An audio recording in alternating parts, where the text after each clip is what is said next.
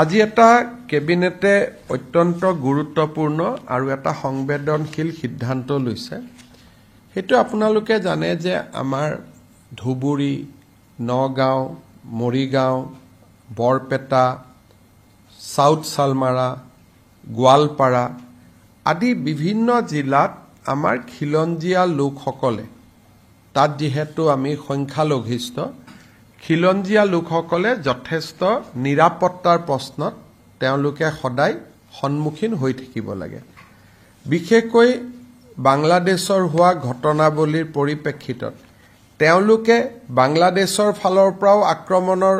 বলি হ'ব পাৰে আৰু নিজৰ গাঁওখনতো আক্ৰমণৰ বলি হ'ব পাৰে সেই পৰিপ্ৰেক্ষিতত আজি কেবিনেটে সিদ্ধান্ত লৈছে যে আমাৰ অসমত এনেকুৱা যিবিলাক ভালনাৰেবল এৰিয়া আছে তাত খিলঞ্জীয়া জনসাধাৰণক আৰ্ম লাইসেন্স দিয়া হ'ব আমি তেওঁলোকক আৰ্ম লাইসেন্স দিম তেওঁলোকে যাতে কোনোবাই যদি ভাবে যে মই বন্দুক কিনিম বা মই আগ্নেয়াস্ত্ৰ ৰাখিম তাৰ কাৰণে আজি আমি এটা স্কিম এনাউন্স কৰিছো special schemes for grant of arm licences to original inhabitants and indigenous Indian citizen in vulnerable and remote areas of Assam. আমাৰ বহুত সময়ত আমি দেখা পাওঁ যে নিৰাপত্তাৰ প্ৰশ্নত তেখেতসকল ভোগ কৰি থাকে আৰু বিশেষকৈ এতিয়া যেহেতু বাংলাদেশী নাগৰিক আদি বিতৰণৰ বহুত কাম আমাৰ চলি আছে গতিকে এই অঞ্চলবিলাকত আমাৰ যিখিনি থলুৱা খিলঞ্জীয়া লোক আছে তেওঁলোক যথেষ্ট নিৰাপত্তাৰ এটা সংকট ভুগি থাকে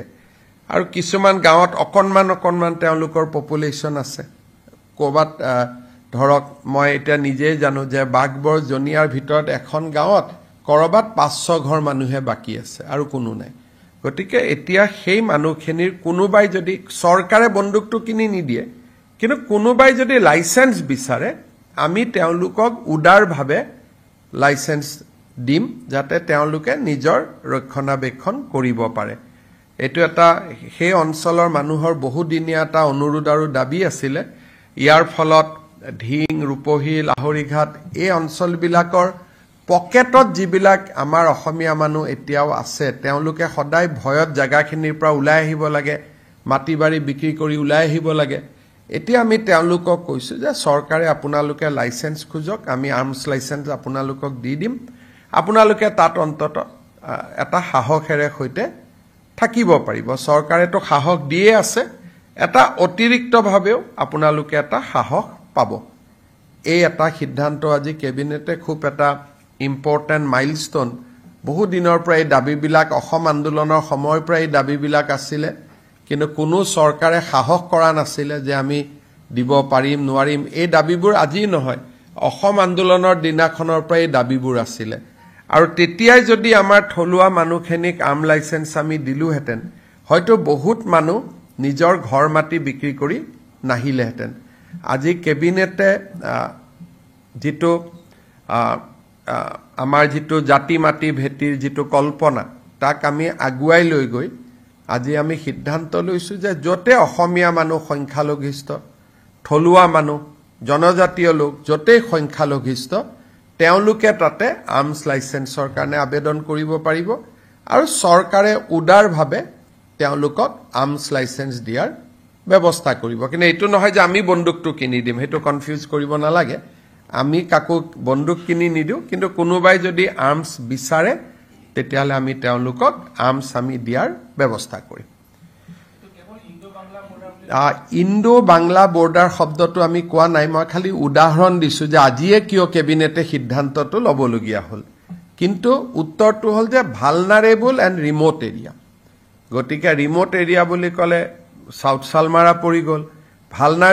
ভালনাৰেবল এৰিয়া বুলি কলে যদিও ৰিমোট নহয় ঢিং ৰূপহীৰ অসমীয়া মানুহখিনিৰ কাৰণে এটো ভালনাৰেবল এৰিয়া হৈ গল গতিকে দুটা ক্ৰাইটেৰিয়া কৰা হৈছে এটা ভালনাৰেবল আৰু এটা ৰিমোট দুটা ক্ৰাইটেৰিয়া কৰা হৈছে আমি তো কোনোদিনে কাকো কোৱাই নাই লাগে মুক ব্যক্তিগতভাৱে আবেদন কৰি থাকে কিন্তু চৰকাৰতো আছনি নাছিলে মুক গলে কৈ থাকে যে স্যাৰ আমাক আৰ্মছ লাইসেন্স দিয়ক বা আমাক বন্দুকৰ মুক কি আৰু মই যেতিয়া গাঁৱত মিটিং কৰিব যাওঁ পঞ্চায়ত ইলেকশ্যনতে মিটিং কৰিব গৈছো ৰাইজক মই লগ কৰো ৰাইজে মোক যি কাগজ পত্ৰ দিয়ে সেইবিলাকৰ ওপৰতে আমি পিছত সিদ্ধান্ত লওঁ গতিকে এইবাৰ মই ইলেকশ্যনত যাওঁতে মোক বহুত লোকে কৈছিলে বিশেষকৈ নগাঁও আৰু দৰঙত যাওঁতে যে আমাক স্যাৰ আৰ্মছ লাইসেন্স দিয়ক নহলে আমি মাটিবোৰ বিক্ৰী কৰি দিব লাগে সব জিলাতে দি দিম ভালনাৰেবল বুলি ক'লেতো চৰকাৰৰ ওপৰত পৰে গতিকে গুৱাহাটীটো ভালনাৰেবল এৰিয়া থাকিব পাৰে আপুনি যদি ভাবে যে গুৱাহাটীত আমি কোনোবা এখন জায়গাত আমাৰ হাতীগাঁৱত দিব লাগে হেতু ভালনাৰেবল এৰিয়া হৈ গল গতিকে এটা চৰকাৰৰ ওপৰত কথা ভালনাৰেবল এণ্ড ৰিমোট খালি আপোনালোকে ভালনাৰেবল আৰু ৰিমোট বুলি ক'লে কি বুজে বুজাবৰ কাৰণে মই উদাহৰণ দিছো কিন্তু এটো আপ টু দা গভৰ্নমেণ্টে যতেই ভাবে ভালনাৰেবল আৰু ৰিমোট বুলি তাতেই দিব পাৰিব গতিকে এটোৰ ফলত আমাৰ মানুহখিনিৰ নিৰাপত্তাৰ এটা সমস্যা এটা সমাধান সেইটো আৰু ৰেহাই দিব নিয়ম নাই আৰ্মছখিনি তেওঁলোকে কিনিব লাইসেন্সখন আমি সহজে দি দিম ক্ৰিমিনেল হ'ব নালাগিব পাছ ৰেকৰ্ড বেয়া হ'ব নালাগিব আৰ্মছ লাইসেন্স দিয়াৰ ক্ষেত্ৰত ডিসি সকলে কিছুমান নিয়ম চাই যে আগত মোৰ কোনো ক্ৰিমিনেল কেছ থাকিব নালাগিব পাছ হিষ্ট্ৰি মোৰ বেয়া হ'ব নালাগিব তেনেকুৱা যিখিনি এটা পুলিশ ভেৰিফিকেশন কিন্তু মই যদি নিজেই মোৰ ক্ৰিমিনেল কেছ আছে মোৰ নিজৰে মাৰ্ডাৰ কেছ আছে তেতিয়া মই কিয় আৰ্মছ দিম গতিকে এইখিনি যিখিনি এটা দিব আৰু এটো বহুত দিনৰ পৰা ডিমান্ড চলি আছিল যে ইণ্ডো বাংলা বৰ্ডাৰত এটো অসম আন্দোলনৰ দিনৰ পৰা এটো ডিমান্ড চলি আছিল 85ত বা পৰৱৰ্তী সময়তে যদি আমি দি দিলু হেতেন বহুত মাটি আমি তেতিয়াই বচাব পাৰিলু এতিয়া বহুত মানুহে পাৰ হৈ গুছি আহিলে আৰু গুৱাহাটীত আহি সবে সেফ জাগাত ল্যান্ডিং কৰি গল আৰু গতিকে নহলে আমি বহুত মাটি তেতিয়াই বচাব পাৰিলু